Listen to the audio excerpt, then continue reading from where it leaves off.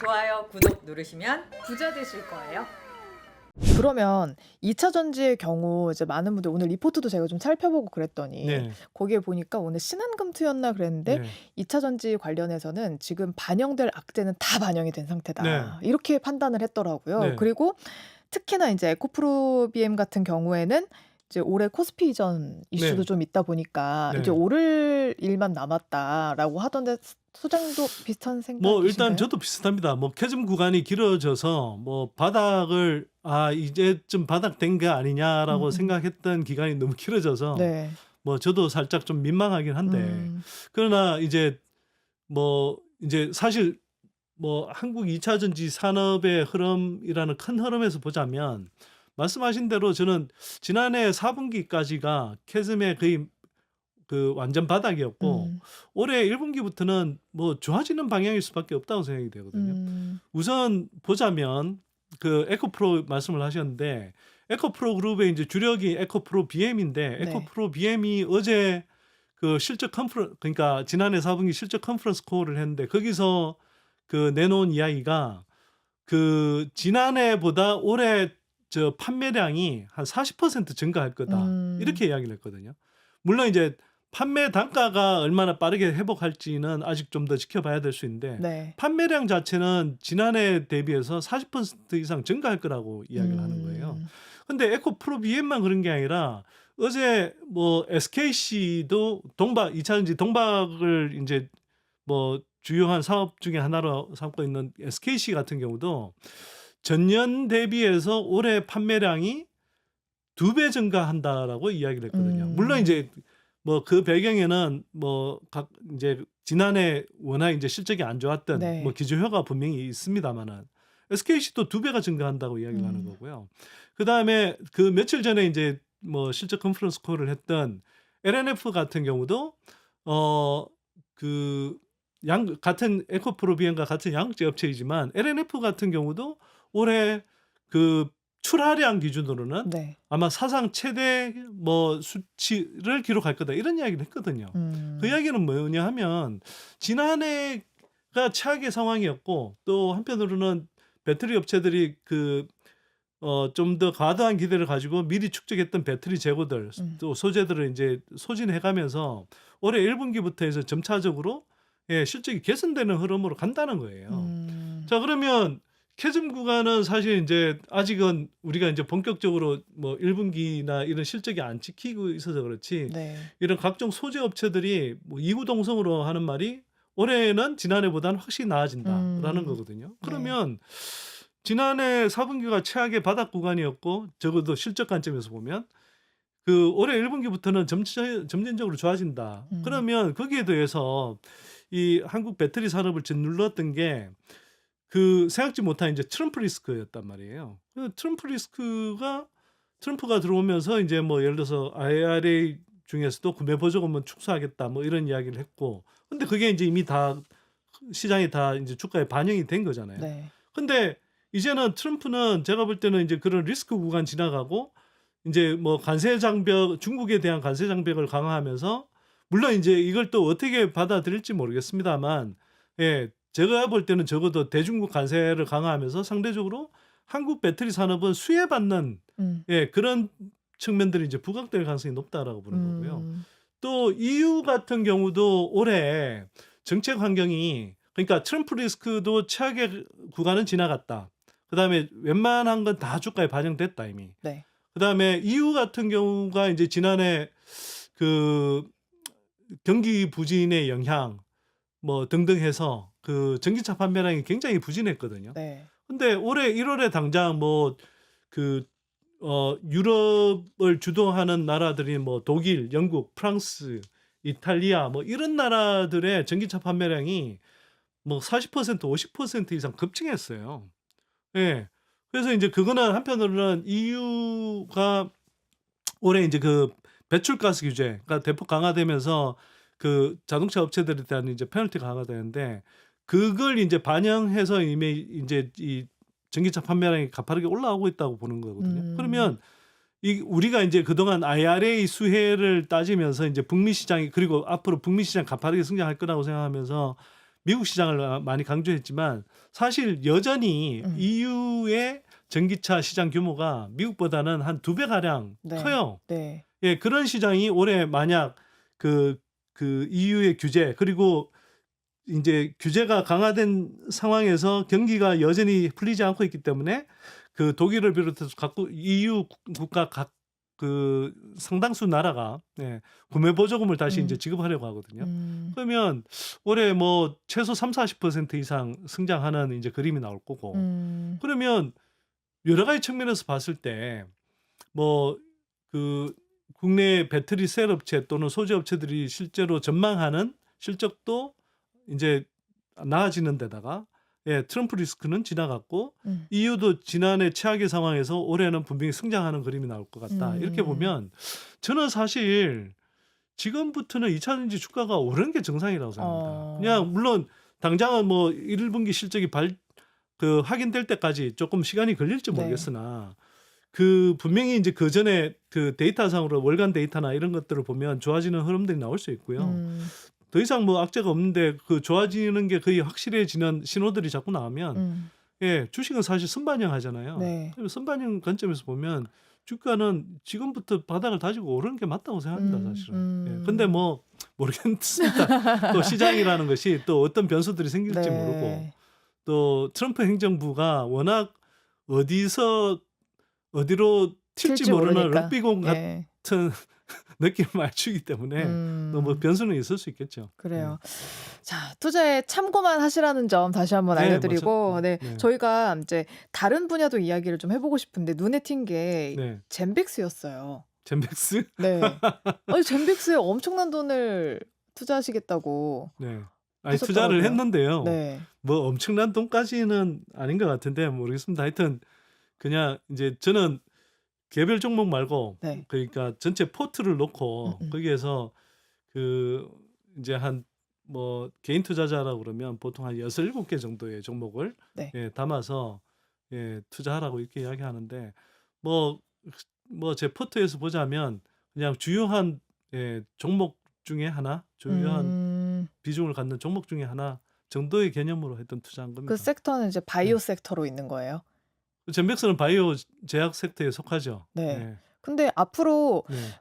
지금껏 바이오가 너무 안 올랐다. 올해는 이제 바이오가 터질 때가 됐다라고 얘기하시는 분들도 되게 많고. 이미 지난해부터 뭐 상당 부분 많이 올라왔고요. 네. 그러니까 뭐 개별 종목별로 다르지만 네. 올라온 종목들은 많이 올라왔고 저도 사실은 몇 년 전에 이제 바이오 쪽을 좀 들여다보고 투자한 적도 있었는데 뭐 크게 비중이 크지는 않았으나 네. 그때까지만 해도 특히 이제 뭐 신라젠이라든지 그때 뭐 하여튼 뭐 당시 종목들 이름이 잘 생각도 안 나네요. 하여튼 뭐 왜 그 몇 개 바이오 업체들이 뭐 한다고 했다가 엄청나게 이제 그 바람을 잡았다가 결국 이제 임상 3상 뭐 실패하고 뭐 주가 네. 나락하고 막 그랬던 흐름들이 있었잖아요. 그러면서 많은 사람들이 이제 바이오 업종에 대해서 이제 좀 실망을 하고 저 같은 경우도 이제 그런 흐름 속에서 이제 실망하기도 했고 한국 바이오 제약 산업이라는 것이 여전히 기술력이 많이 딸리는구나 뭐 이런 이제 생각을 했었는데 그 지난해 하반기부터 사실 제가 이제 탐방을 그 바이오 업체들을 네. 이제 가보면서 네. 제가 지금 좀 생각이 많이 달라졌습니다. 어떡해요? 그 몇 년 사이에 한국 바이오 제약 업체들이 정말 기술력이 눈부시게 성장했구나. 그리고 정말 그 글로벌 빅파마 들한테 구애를 받을 정도로 상당히 매력적인 어떤 임상 파이프라인을 보유하고 있는 업체들이 상당히 많구나 이런 생각을 하게 된 거죠. 네. 그래서 이제 뭐 이제 그 여파 속에서 이제 뭐 리가켄 바이오라든지 뭐 알테오젠이라든지 네. 뭐 그다음에 뭐 최근에 유한양의 렉나자라든지 뭐 등등 그런 굵직굵직한 이제 그 뭐 기술 이전이 이제 실현이 되면서 네. 이제 주가가 많이 올랐잖아요. 그런 업체들. 그런데 그런 업체들만 있는 게 아니더라는 거죠, 보니까. 여전히 되게 뭐 상대적으로 시총이 크지 않은데 향후에 그 주가 상승 잠재력을 따져보면 매우 큰 업체들이 많았고 그래서 그런 업체들을 다시 봐야겠다 이렇게 좀 생각을 하게 된 거고요. 네. 그래서 이제 뭐 예를 들면 당뇨 비만 치료제 쪽에서는 음. 뭐 삼천당 제약이라고 하는 네. 예. 그 뭐 그런 업체도 있고 최근에 제가 이제 되게 좀 그 삼천당 제약이라는 업체는 경구형 플랫폼 기술을 가지고 네. 예, 그 기존의 당뇨 비만 치료제를 예, 그 경구형 복제약을 만들어서 음. 예, 그 복제약으로서는 경구형 복제약으로서는 세계에서 가장 이제 그 이제 진입해서 가장 네. 많이 팔겠다는 예, 이 포부를 가진 업체고요. 근데 작년에 그 당뇨랑 비만 치료제로 하면 사실 주사용으로 나온 네. 외국의 되게 유명한 회사들 것들이 일라이 있었. 릴리 뭐 네. 노보 노디스크가 이제 이 글로벌 탑 2인데 네. 이 업체들하고 이제 뭐 또 협업 가능성이 열린 업체들 예를 들면 그 지난해 먼저 좀 그 소식을 알렸던 게 이제 그 펩트론이라는 업체가 있어요. 네. 이 서방형 제제를 만드는 건데 그 이 업체 같은 경우에 이제 일라이 릴리와 이제 기술 평가 계약 뭐 이런 걸 맺어서 네. 이제 상당히 이제 그때 주가가 뭐 한때 이제 강세를 보였고 최근에는 그 올릭스라는 회사가 네. 예. 그 일라이 릴리와 좀 병용 처방을 할 수 있는 기술로 여겨지는 예. 그 메시라고 흔히 이야기하는데 뭐 지방 대사 이제 질환 치료제 네. 예. 이쪽 이제 하면서 그 올릭스라는 회사는 뭐 이런 거예요. 그냥 그러니까 보통의 당뇨 비만 치료제는 네. 예, 지방이 빠질 뿐만 아니라 근육도 같이 빠지거든요. 근데 여기는 이제 올릭스가 이제 개발한 약은 그 이른바 에너지 대사를 올려서 예, 근육의 감소를 부르지 않으면서 지방을 그러니까 살이 빠지게 하는 그런 효과를 보이고 있는 거죠. 그래서 일라이 릴리 같은 경우는 그런 근육 감소라는 부작용을 예, 최소화하면서 병역 처방할 수 있지 않을까 하는 기대감으로 아마 제가 볼 땐 그러니까 기술 이전이 된 것 같아요. 네. 그래서 이제 그 시총이 크지 않던 회사가 지금 그 3년상 이상 지금 가고 있거든요. 네. 그러니까 굉장히 하여튼 놀라운 뭐 스프라이즈가 나온 거죠. 그러니까 그런 게 있고요. 아까 제가 삼천당 제약은 살짝 언급했는데 네. 삼천당 제약 같은 경우도 그 일라이 릴리의 터제파타이드라는 그 약물명인데 그게 이제 우리가 그 일라이 릴리의 당뇨 비만 치료제라고 하는 마흔자로 제파운드 네. 의 약물 성분명이에요. 네. 근데 그걸 지금 그 경구용으로 뭐 저 경구용 계량 신약을 만들겠다 이렇게 돼 있거든요. 그리고 그 어떤 글로벌 업체들하고 계약 협의 중이다 뭐 이렇게 나오는데 되면 너무 좋을 것 같은데요. 저는 그게 터제파타이드니까 일라이 릴리가 갖고 있는 약물을 가지고 예, 한다. 그게 그렇게 그냥 할 수 있나? 독자적으로 그렇게 개발할 수 있나? 네. 일라이 릴리의 어떤 뭐 특허도 있고 한데. 네. 그래서 제가 챗GPT 검색해 봤더니 일라이 릴리와 협업하지 않고는 독자 개발이 매우 어렵다 이렇게 답이 나오더라고요. 뭐 네네. 하여튼 내용은 긴데 요약하자면 네. 그래서 저는 이게 일라이 릴리하고도 상당히 좀 협업 가능성이 있지 않나 밝히지는 못하지만 저는 뭐 하여튼 사실 뭐 그런 생각도 좀 들었죠. 여튼 뭐 그런 업체들도 있고 그다음에 이제 제가 뭐 아까 젠백스 말씀을 하셨는데 젠백스 네. 같은 경우는 PSP라고 이제 그 루게릭병하고 좀 유사한 네. 증상을 지니는 이제 탱슨 뇌질환 네. 쪽에 이제 그 알츠하이머 뭐 이런 네네 그 알츠하이머도 거기에 이제 들어가죠. 네. 예. 근데 뭐 루게릭병만 하더라도 치료제가 있는데 그 PSP 쪽은 진행성 핵상마비라고 하는데 그쪽은 치료제 자체가 없어요.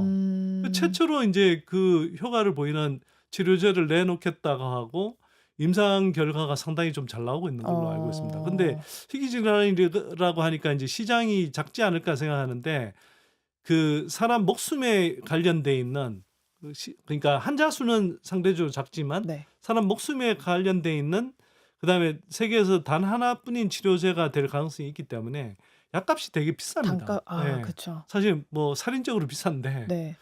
그렇기 때문에 시장 규모로 보면 사실 되게 큰 거예요, 이게.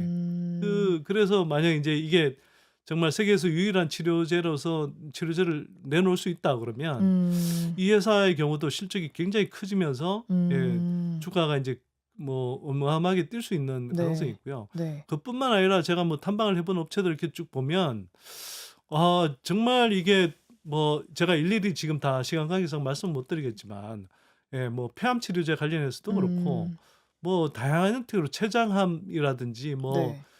그 다양한 분야에 그리고 굉장히 임상 결과가 기대되는 그래서 저거는 어쩌면 잘하면 뭐 지금 기존 약물 시장의 판도를 바꿀 수 있을 것 같은 그런 바이오 업체들이 국내 바이오 업체들. 눈에 띄어요. 그러면 이 업체들이 정말 물론 이제 회사의 설명이 그대로 다 실현되지 않을 가능성도 상당히 있고 또 바이오 업체라는 게 임상의 이제 성공 가능성이 불확실한 경우들이 많기 때문에 네. 여러 가지 이제 리스크들을 감안해야 되지만 그런 업체들이 정말 기대하고 설명하는 대로 된다 그러면 이거는 뭐 정말 시가총액 규모로는 삼성전자 같은 회사들이 여럿 나오게 생겼는 거예요. 바이오 쪽에서. 그쪽에서 잘 되기만 하면 임상만 잘 네네. 되면. 네. 그래서 정말 이 바이오 업체들은 분명히 지금 투자해야 될 국면이 됐구나. 한국 업체들 기술력이 엄청나게 올라왔구나. 그리고 그런 이제 사례들이 나오다 보니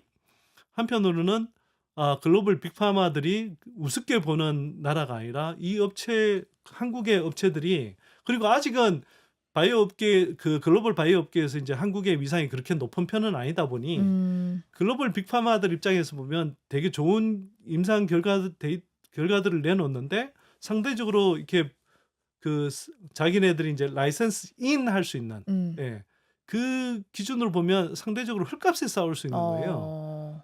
그러니까 되게 이제 눈독을 들이고 보고 있는 매력적인 거죠. 시장들이. 물론 이제 저희도 거꾸로 이제 한국 바이오 업계들도 조금 과제가 그런 기술 이전을 할 때도 그냥 글로벌 빅파마들한테 주지 그냥 말고 황송한 마음으로 갖다 바칠 게 아니라 딜도 협상을 하고. 잘 해야 되는 뭐 이런 협상력을 키우는 과제가 있긴 하지만 어쨌거나 이제 그렇게 보인다는 거죠.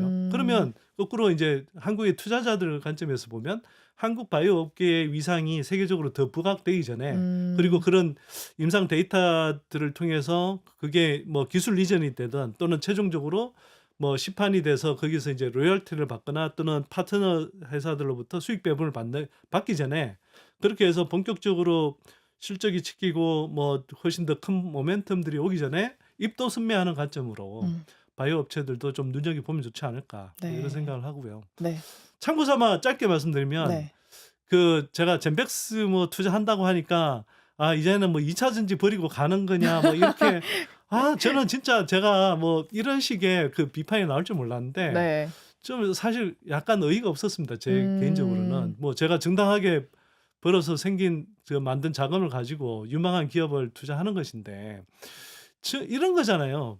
예를 들어서 바이오 업체가 좋다고 해서 또는 바이오 업계도 눈여겨봐야 된다는 건 제가 투자 관점에서 탐방을 해보니 좋아 보이는 업체들은 당연히 거기서 골라서 투자할 수 있는 거고요. 네. 2차 전지 업종 중에서도 좋은 기업들을 골라서 투자하면 되는 겁니다. 네. 근데 아니 예를 들어서 제가 바이오 업계가 좋아 보인다. 그래서 관심을 가져봐야 되겠다. 이렇게 이야기한다고 해서 2차 전지가 나쁘다거나 2차 전지는 버려야 된다. 이런 이야기하고는 그러니까 같은 말이 아니잖아요. 네. 저는 여전히 2차 전지 섹터에 상당히 높은 비중으로 투자하고 있고 그러나 바이오 업종도 제가 보니 탐방을 해보니 정말 매력적인 기업들이 있더라. 그래서 그런 업종에 몇 개 기업은 저도 좀 골라서 투자할 생각이고 실제로 투자하고 있고 그래서 그렇게 이해를 하셔야지 뭘 이게 뭐 아니 유망한 기업이 우리나라에 많을수록 좋죠. 그래서 제가 한편으로는 우리가 뭐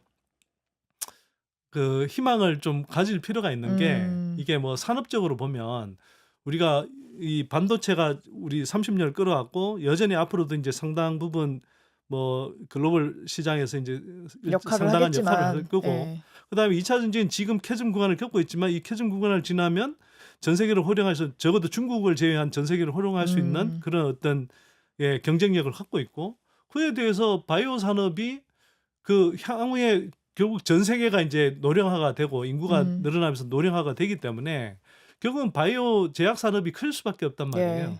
거기에서 굉장히 높은 잠재력을 갖고 있는 이 바이오 산업이 또 커진다 이렇게 생각하면 한국은 사실 이런 삼두마차가 잘 가도록 음. 정부 정치권에서 도와주고 예, 그 다른 나라들처럼 그랜드 전략을 세워서 잘 밀어주고 하면 사실은 한국은 굳이 저성장의 늪에 안 빠질 수 음. 있습니다. 근데 제가 안타까운 건 이런 이 정말 좋은 잠재력을 갖고 있는 민간의 그 산업이 있고 업체들이 있는데 이게 우리 정부 정치권이 너무 이쪽에 무관심한 것 같아요. 그래서 중국이나 미국이 하는 것처럼 예, 예를 들면 중국이 예, 2015년에 이미 중국 제조 2025 10년을 음. 내다보고 그 중요한 산업을 다 키웠고 아, 거기에 그쵸. 전기차 배터리 산업 다 들어가 있었거든요. 네. 또 미국 같은 경우에 뭐 칩4 액트라든지 또 IRA 법이라든지 또 생물보안법 같은 것들을 가지고 대단하게 전략 산업들을 이렇게 투자하잖아요. 전략적으로 방어하고 키우는 전략들이 있잖아요.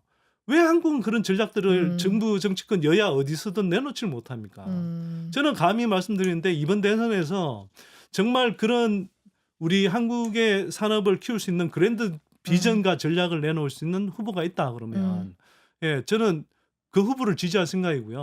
그 후보가 아마 대선에서 이길 수도 있다고 생각합니다. 네, 그래요. 자, 오늘 선대인 경제연구소 선대인 소장님과 함께 저번에 못 나눴던 네.